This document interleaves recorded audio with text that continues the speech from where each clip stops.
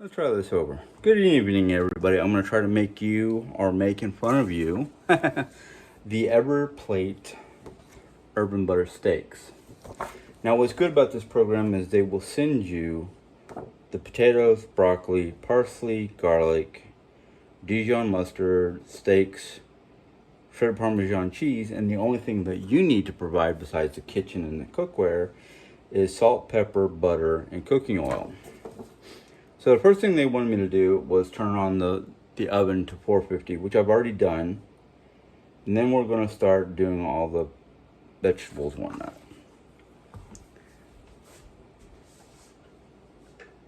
Normally I do not use Kerrygold in my cooking, but all my regular butter is frozen because I forgot to take some out. So we're going to use the best butter on the face of the planet. Or at least, in my mind, it's the best butter on the face of the planet. So let's see here, 2 tablespoons.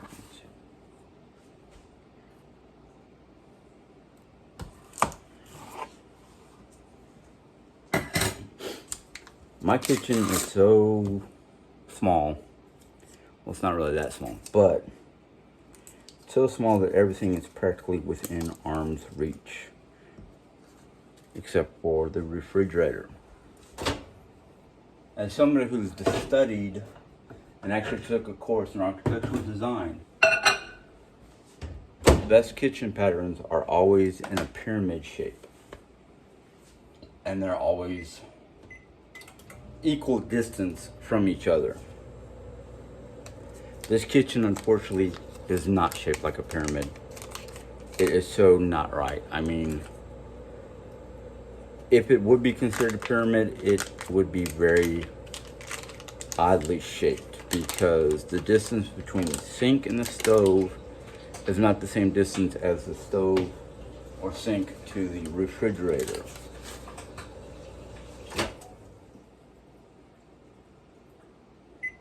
So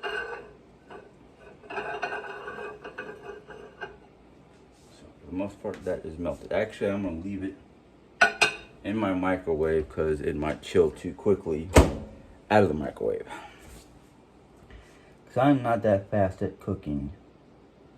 Set aside and bring to room temperature. Okay, never mind. I'm glad I read that. Otherwise, it might still be warm. Okay. Get my soda out of here. Okay, wash and dry potatoes. See, problem is mom wants some skin off, especially these little red skin potatoes or Yukon Gold. Even though they're not gold, they're red. Yukon Gold should be white. But hey, I'm not gonna argue about it. Well, I know I've already washed them and dried them before I started recording. I like to try to do as much prep as possible before recording. Excuse the fact that my camera, you're seeing mostly the top of my head. So they wanted, okay,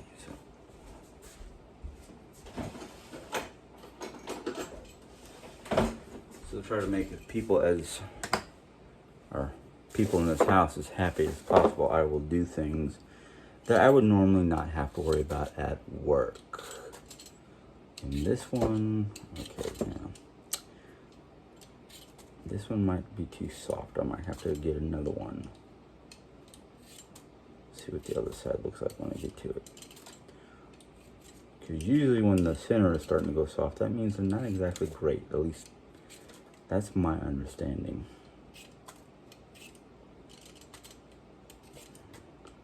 Okay, it doesn't look too bad except for that one little spot.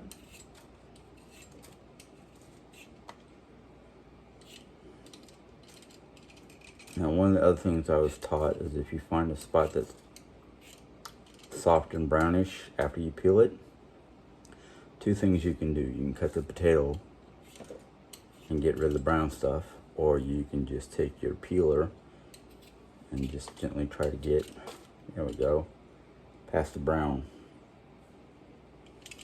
So they want these diced up. I probably will need a couple bowls for setting everything aside after they've been cut and diced and all that fun stuff.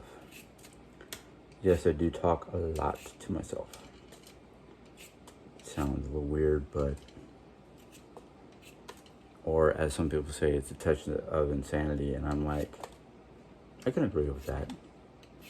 I know I have my issues. Physically and mentally. Ooh. Come on. Okay.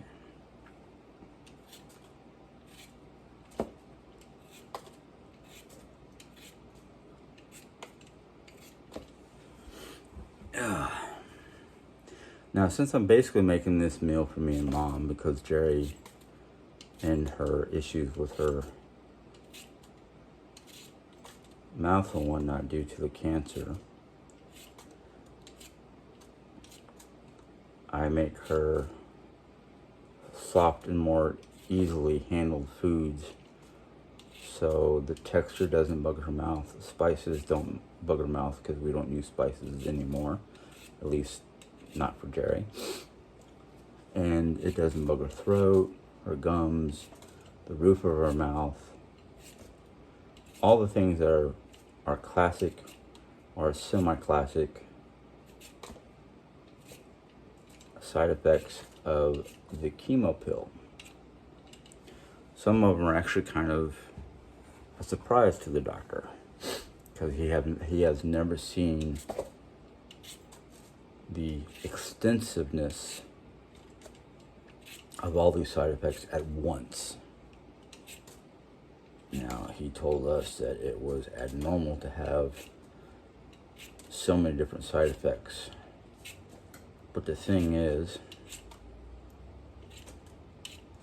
and it was kind of a joke between Jerry, myself, and the doctor, is the doctor did not exactly want to put her on the same medication, but it's the only medication available for our insurance or her particular cancer.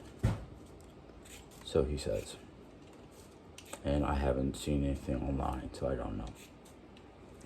But he was talking to us about how now that they've seen significant signs of healing from the Cabometyx or chemotherapy pill, however you want to say it.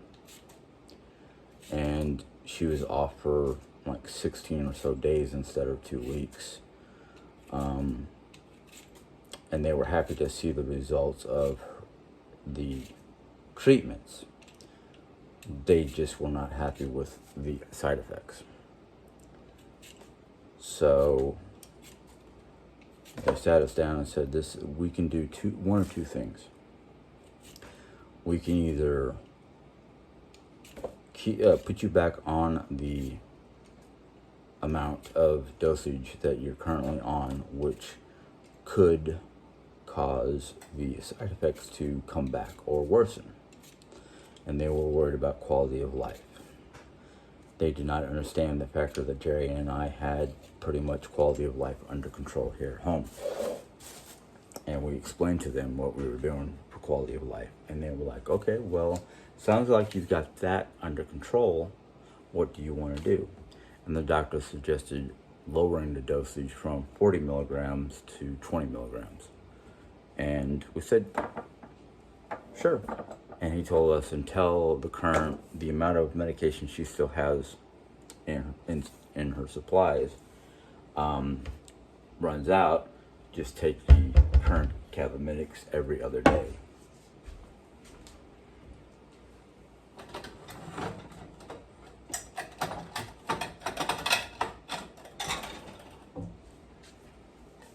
So that is the current plan of action. Alright, now that we've got these, well, we haven't got them chopped, we just got them peeled. Where is my, here we go. So now it's supposed to be chopped into 1/4 inch. Was it 1/4 or 1/2?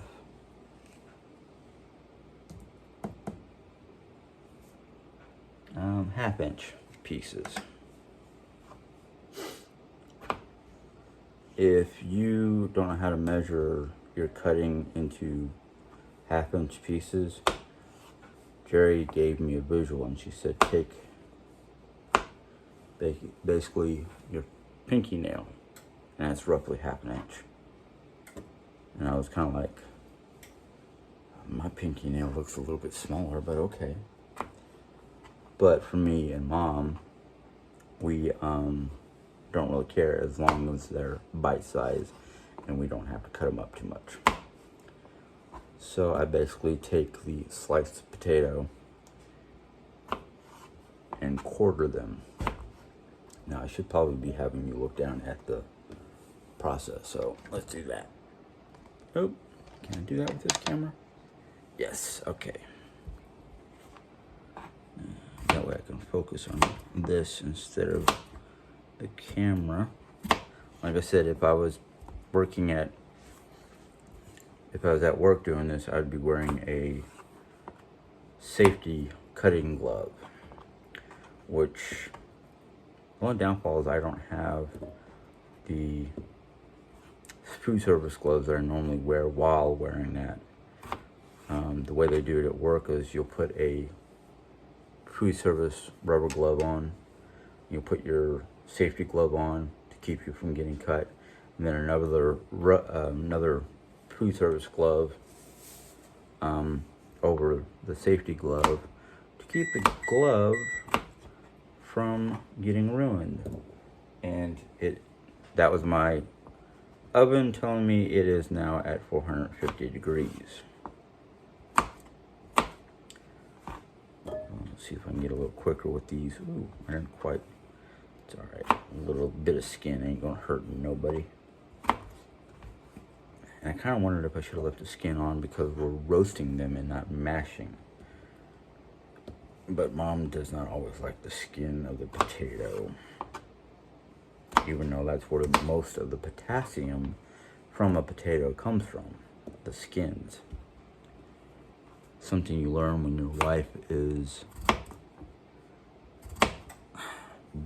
well, she's no longer diabetic, or at least that's what they're telling us, that her A1C is under control, so she doesn't have to worry about taking her insulin pills. She just monitors her blood pressure if she eats any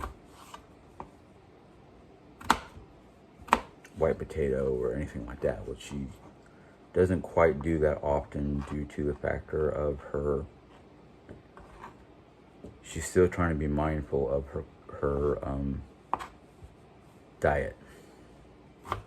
Once in a blue moon she'll have potato, and usually only a small amount. Her potato substitution is actually either cauliflower mashed into a mashed potato type consistency, which I'm not a big fan of, because even though it does not look like cauliflower, it sometimes smells like cauliflower, and just the smell of cooked cauliflower makes me a little nauseous. I'm not saying I don't eat it. If I do eat it, I have to try to cover the smells or sometimes the flavors with seasoning, pepper, garlic, salt, stuff like that. So I'm going to apologize ahead of time because this video might be longer than an hour. It really depends on how long I'm talking compared to how long I'm letting the video recording go while I'm not doing anything. I try to shut my recorder off when I'm not cooking. Like, let's say I can step away from everything for a few minutes while it cooks, which I find that very difficult with this particular recipe format.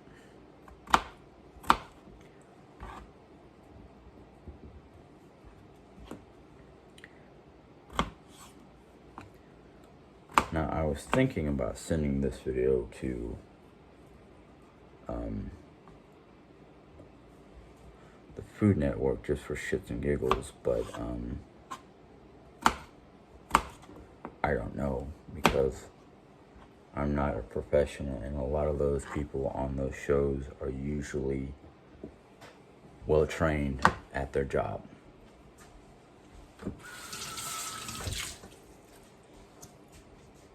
If anything, I would probably be classified closer to an amateur or a sous chef.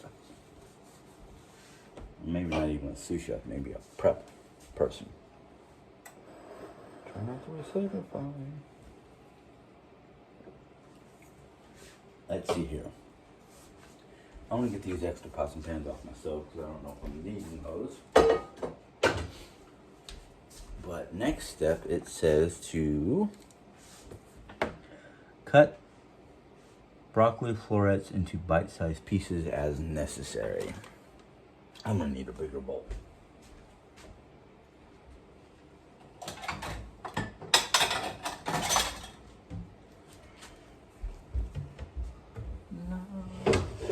I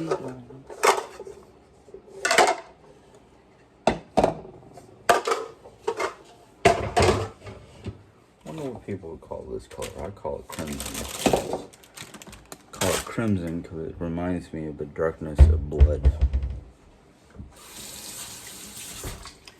And that just might be because of my weird nature.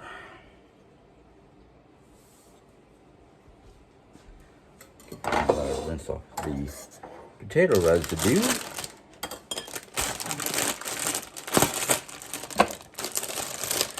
Now I know a lot of people do not like raw broccoli, but I actually like it raw or al dente, just barely steamed.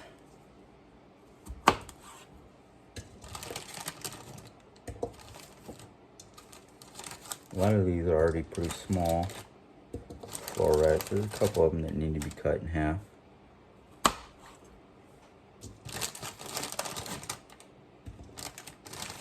Especially something like this. And this, because it's overall size, I'm not even going to cut. I'm just going to snap some of the florets off the main stem. And then I'll just cut the stem. I'm not a big fan of the stems. Neither is Mom, so she wouldn't care if I put the stems or not. This one's pretty good size. No way to break it. Oh yeah. Practically fall apart on their own.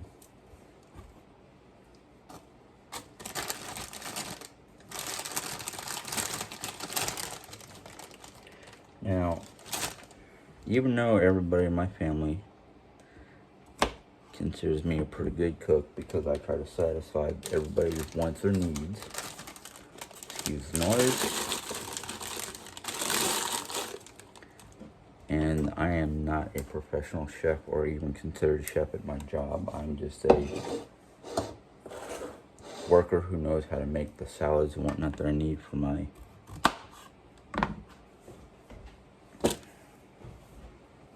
gotcha.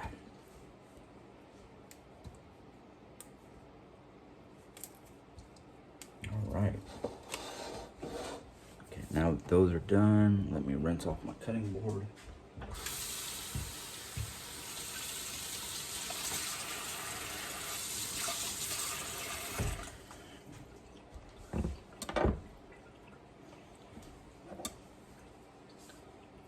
Oops, I gotta watch this card, otherwise it will get ruined.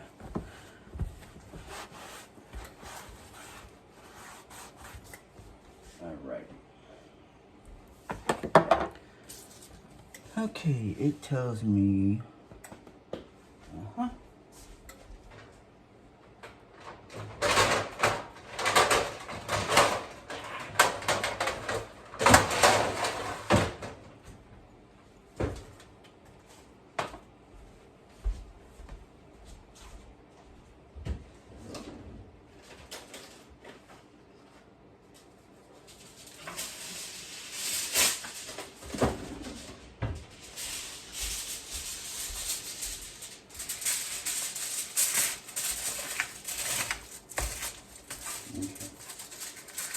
Now I use aluminum foil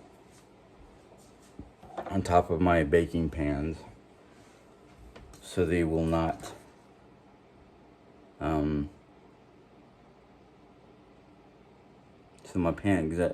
so my pan doesn't get stuck on and difficulty and whatnot.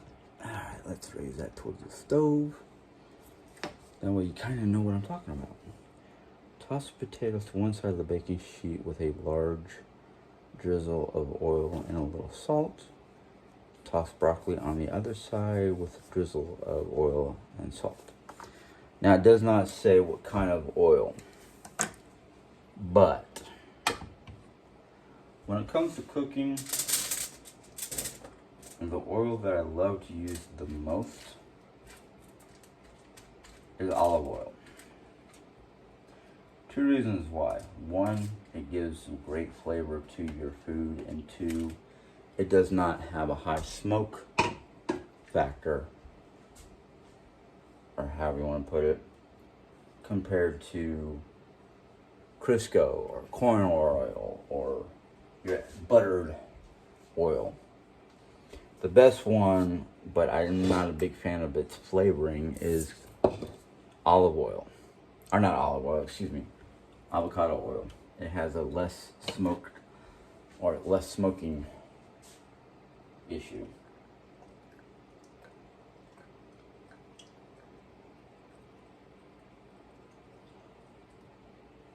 So what I want to do is I want to get most of my potatoes covered with a little oil.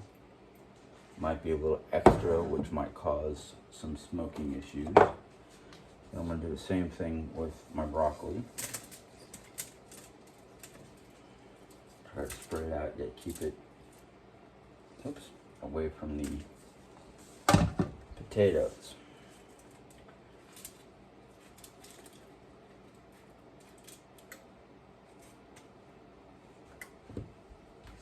So I'm going to do the same thing with my olive oil. I'm just going to drizzle some oil everywhere.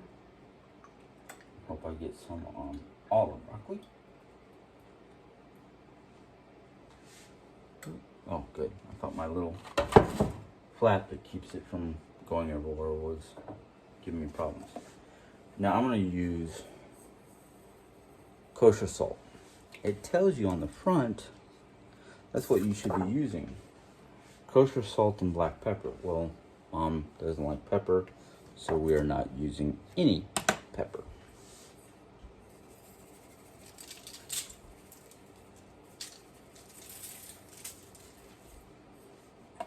I might have to be buying some kosher salt soon. Okay, now it says to stick in the oven for 15 to 20 minutes. I usually go on the high side because my stove can be a little wacky. But this is what I'm gonna. Alexa, set a timer for 10 minutes. Sorry for anybody who's. 10 minutes, starting now. Sorry for anybody whose digital assistant responded. But what I'm going to do is I'm going to do 10 minutes. Then I'm going to shake the pan and give it a 180. So I can make sure that all the vegetables cook. Because sometimes my oven will cook faster on this side than this side. It's an old oven. It was here when we got this house, so it's 8+ years old. So I felt like trying to find the actual dealer's tag on the inside of the door to see how old it really is. Alright, so while veggies are roasting, finely chop the parsley and garlic, and it's supposed to be 1 clove of garlic. Alright, let's get back over here. So they send you a whole bulb. So it was, there we go. It was a whole bulb like this. Now I don't really go through the whole bulb that often. So I end up wasting some of that garlic. In fact, I actually might make garlic toast one day. Just taking some garlic, chopping it up, cooking it on oil or in butter. And then that way I don't waste a whole bowl. Problem is, as it gets older, it tends to get soft on the inside.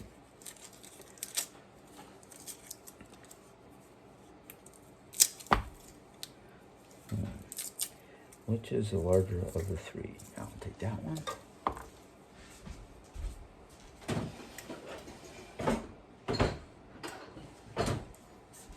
Now, some of the professionals will take this piece of garlic and their butcher knife.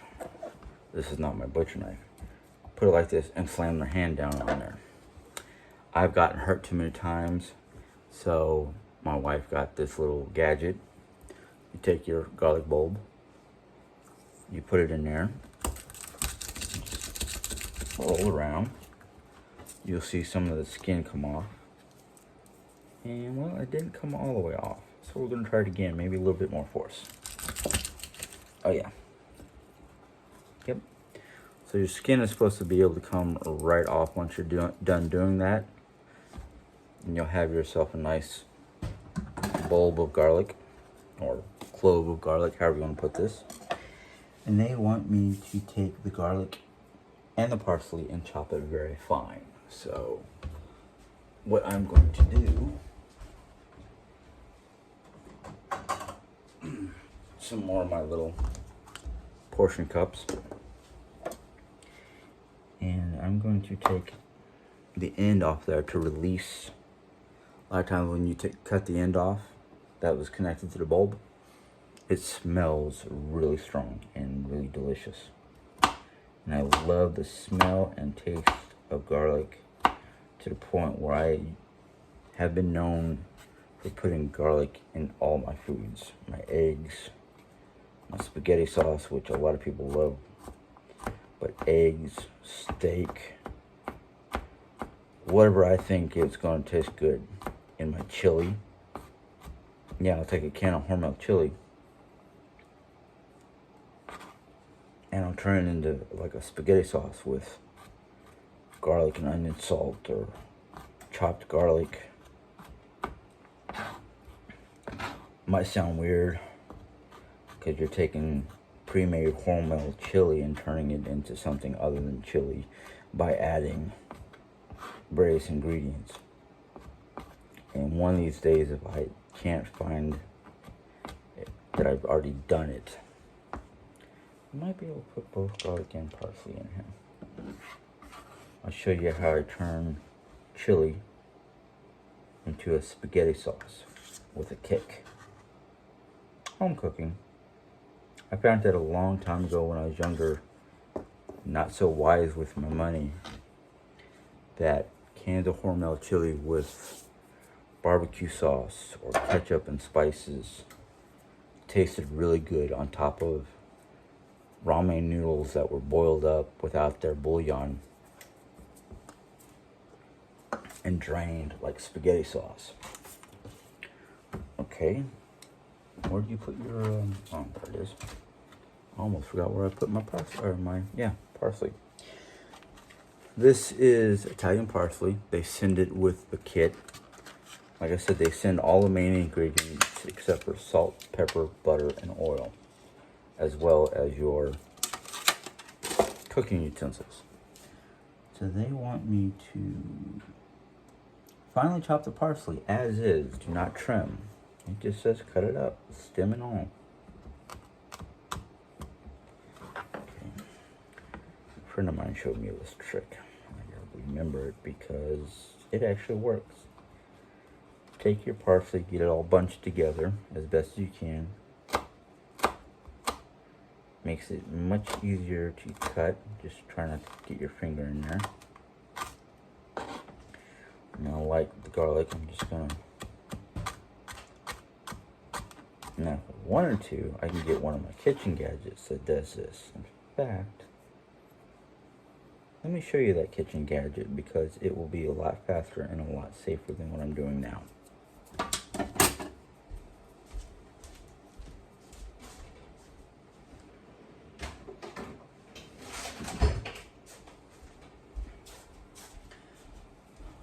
my wife got me this gadget. It's an herb meal. So what you do is you take the one end, which has got your grinder off. Oh, it's missing a part. Where did I see it yesterday? There it is. Ah, come on.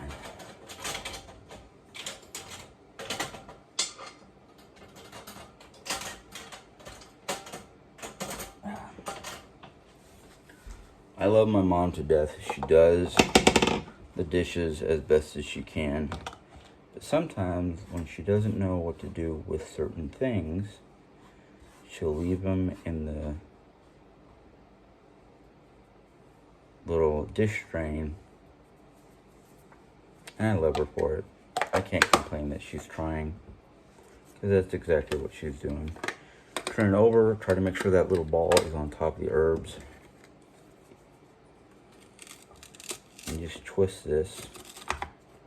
Try to hold it over your little bowl as best you can. Sometimes you have to shake it up just to get the herbs in there.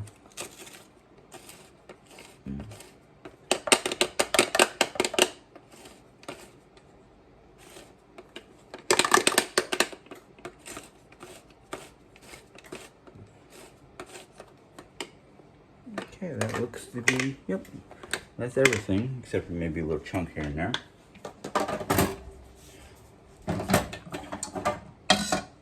Set it in my sink, rinse this off again.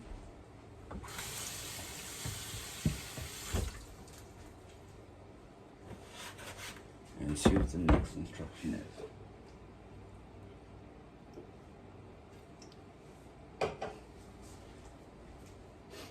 Alright, let's see here. 1:17, alright. If butter is not yet soft, microwave for 5 to 10 seconds. Oops, I put it in too long. Stir in mustard, half the parsley, and a pinch of the garlic. Take this. Find me a pair of my kitchen cutters. I love having this little garbage can on my kitchen counter. That way I don't have to walk back and forth from the main trash can. Okay. Stir in mustard. Oops.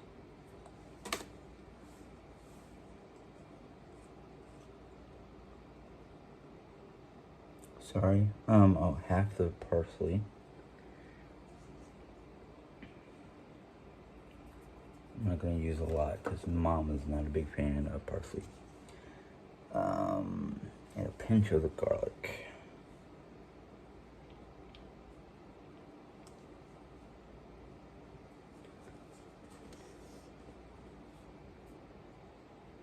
I'm going to have to rename this thing.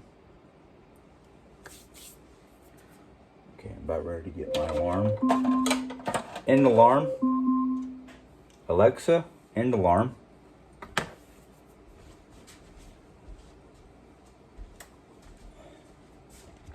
So I'm going to turn you towards the oven, and if my smoke detector goes off, it's because it's heat sensitive more than anything else. So it sometimes is, whoa, instant fogging of the glasses. Good job.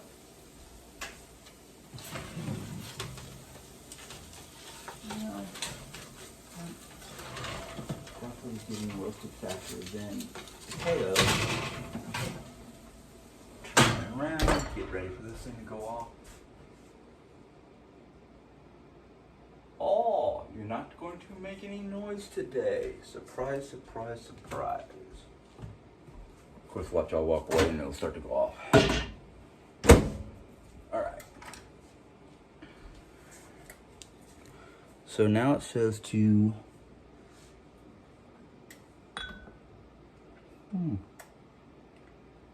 doesn't say what to do, it just says to add these together. Well, I'm going to assume that it should be mixed.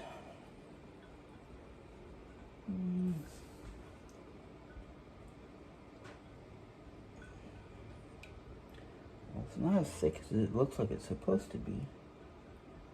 Because what I'm seeing in the picture looks much thicker than this. So we'll see what happens. Now I know this for a fact, or if it doesn't thicken as it says it should be, I can easily add a little baking soda. Okay, now we gotta do the fry, the fun part.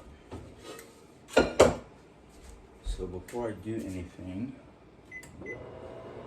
start that up, put it on low. Oh. Glass stove tops, yay.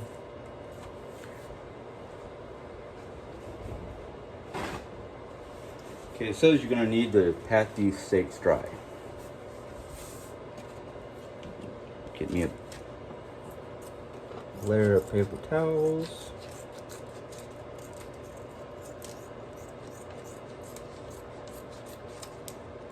Just cut a portion of this off so I can. Well, I thought I didn't cut close enough. Bugger.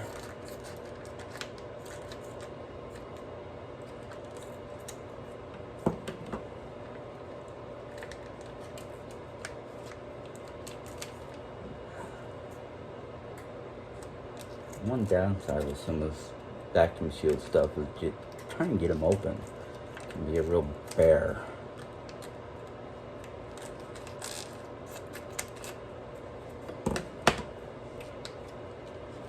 The only thing on my fingers right now is garlic and parsley. And don't worry folks, this little mini trash can of mine gets emptied every time it gets full. Usually about once or twice a day, depending on how much I'm cooking. So what I do to pat it dry, I just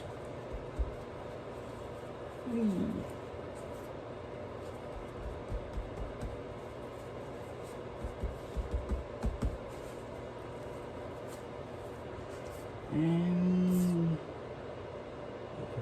season all over with salt and pepper. So we're just gonna use some regular table salt. Somebody filled this up for me. Yay.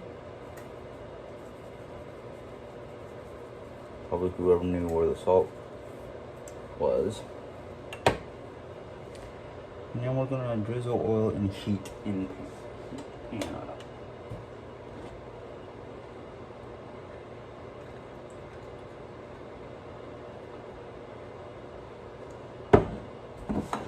It might be more than a drizzle, but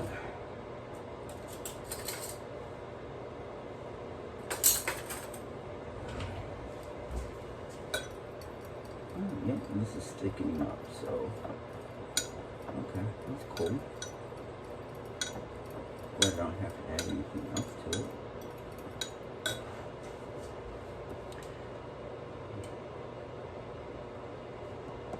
Either that, I put too much butter in there and need to heat it up a little bit longer. I don't know. Okay.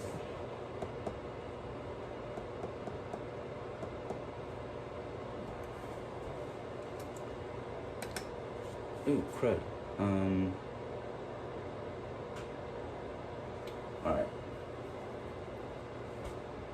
Just watch that until it says 145 or 545. And then let this heat. That's what I like doing.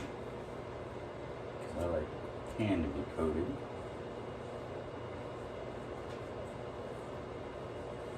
Even though I think my stove is a little on the too high in the back. Because the oil wants to run and pull at one end of the pan. So I try to keep my pan as coated as possible. Yeah, that's how I check temperatures of my pan. I just put my hand over it. The warmer my hand gets, the warmer the pan is. What I'd like to do, but can't afford it right now, is I'd like to get one of those special heat guns where you just, or temperature guns where you just aim it at something a little red beam will hit whatever you're trying to temp, and then it will read the temperature for you. It's easier than trying to hold onto a hot piece of meat with a pair of tongs while sticking a thermometer of some sort with a needle into the meat, because if you push too hard, you stab through the meat and you're touching your pan. So you're not registering the heat from the meat, you're registering the heat of the pan. We have one at my job, and one of my supervisors loves playing with it because he's got to go around checking the temperatures for all the cooking devices and cooling devices and making sure everything is at their proper temp and that kind of stuff.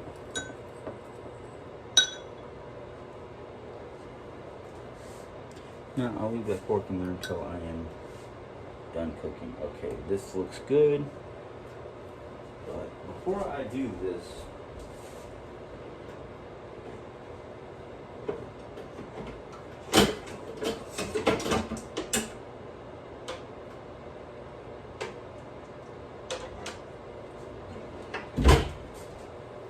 I want to get this guy ready. Because this stuff is going to sizzle and spatter and spray grease everywhere. I gotta do this soon before it starts to smoke too much.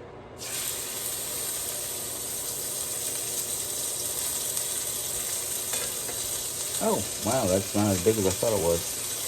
Thought I had a bigger one. Oh well.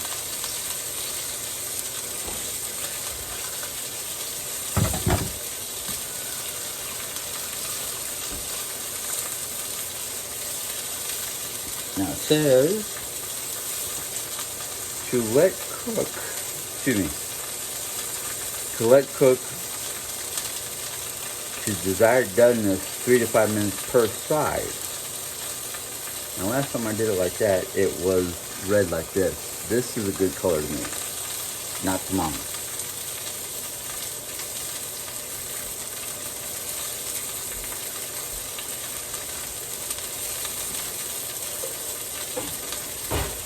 So this is one of the days I have to try my best not to get burnt.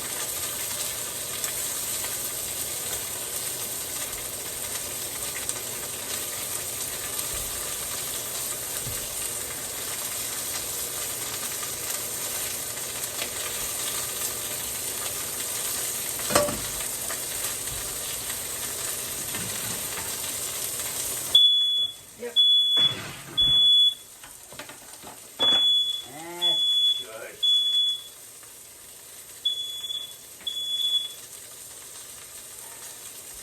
I don't know if that's in the oven or the stove, but my broccoli is done, so we're going to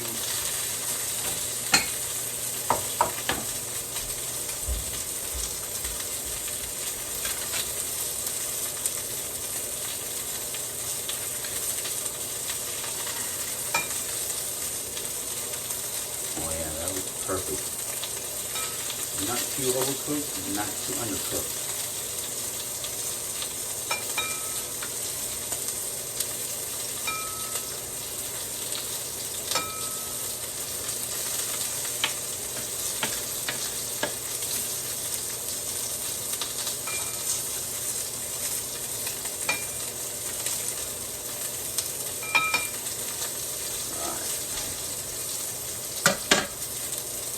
Put this in the hot box. Yes, they call my microwave a hot box, so it does keep some of this food fairly decent. Once broccoli gets tender, remove some baking sheet carefully, stir potatoes, and sprinkle with cheese. Aha! I wonder when this is going to come in there.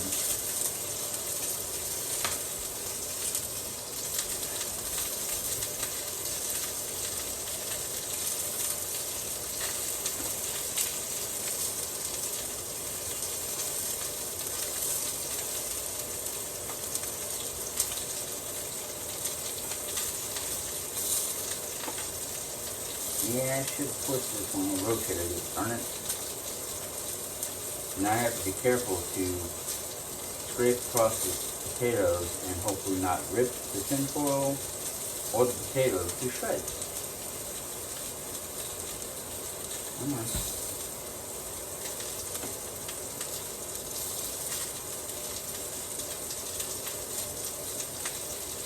Yeah. One and two of them towards the edges want to stick to the tinfoil. And that's what I'm trying to avoid.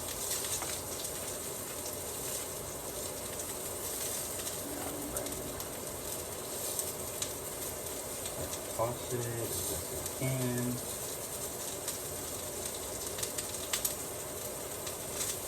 I wish I could use the metal spatula, but that would have tore up the tinfoil. Why I like rubber spatulas and silicone and heat proof.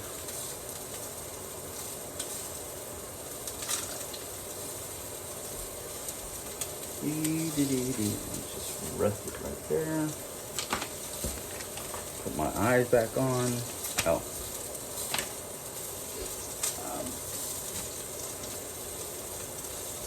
Not very long.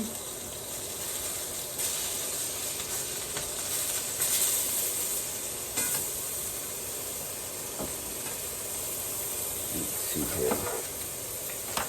Sprinkle the cheese. I gotta cut the end off.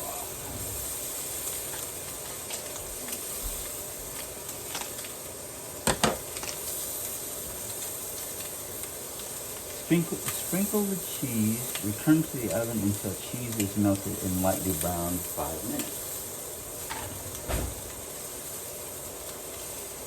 Oh, that's not sprinkling like it's pouring, James.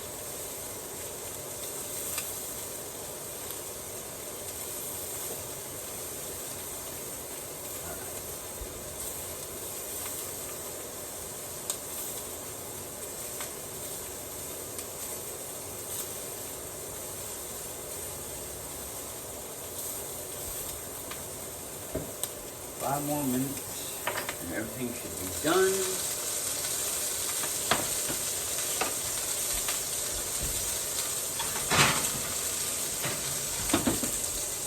While that was all getting done,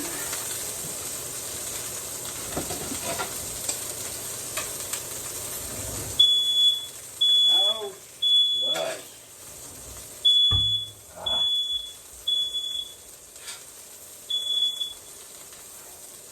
That is one of the lamest places to put a smoke detector, that close to the stove. Now, if it was in the central part of the kitchen and it went off, yeah, I would be worried.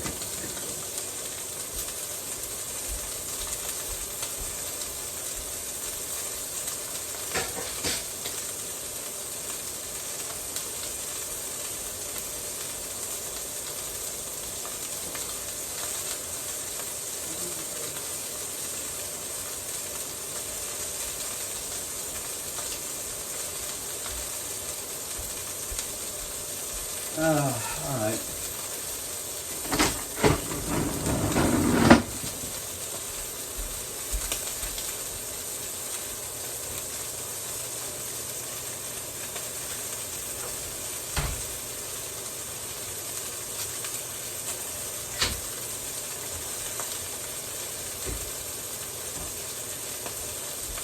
Open up a window or two and pop the doors open.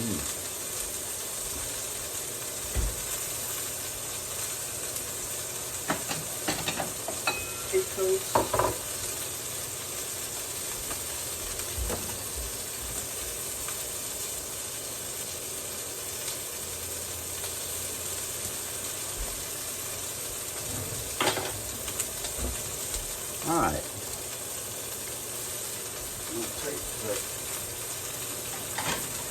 Steak. Ooh. Okay. That definitely got really thick really quickly. Cool.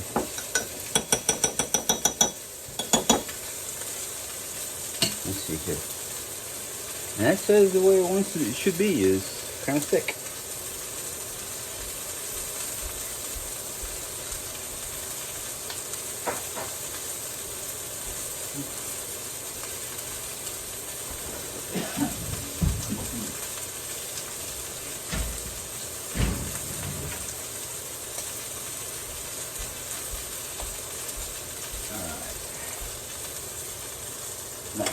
done. That should be done. Let's get stuff out of my way here.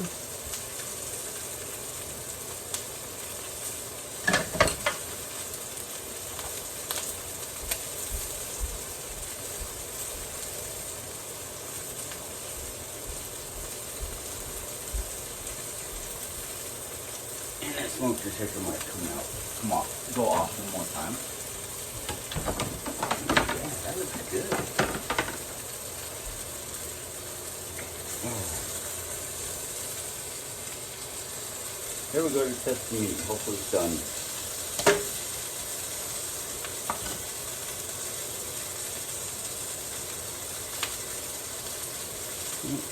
Get it on.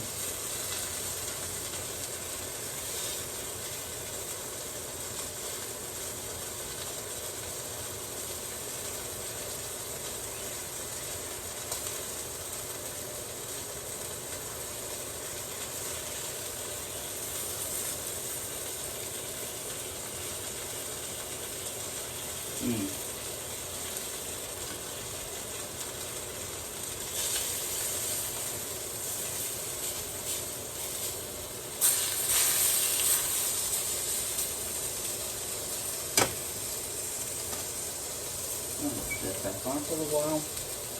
Just a tick. It's not temperature yet. And what did it say to do with that stuff?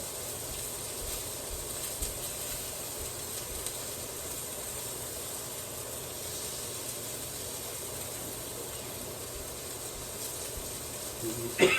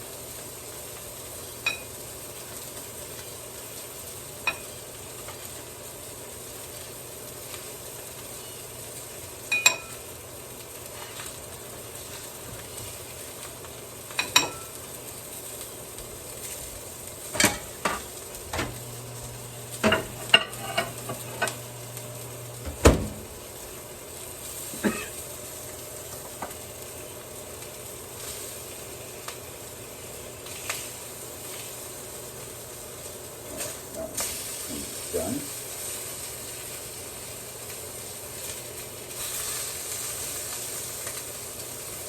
Yeah, that's good enough for me.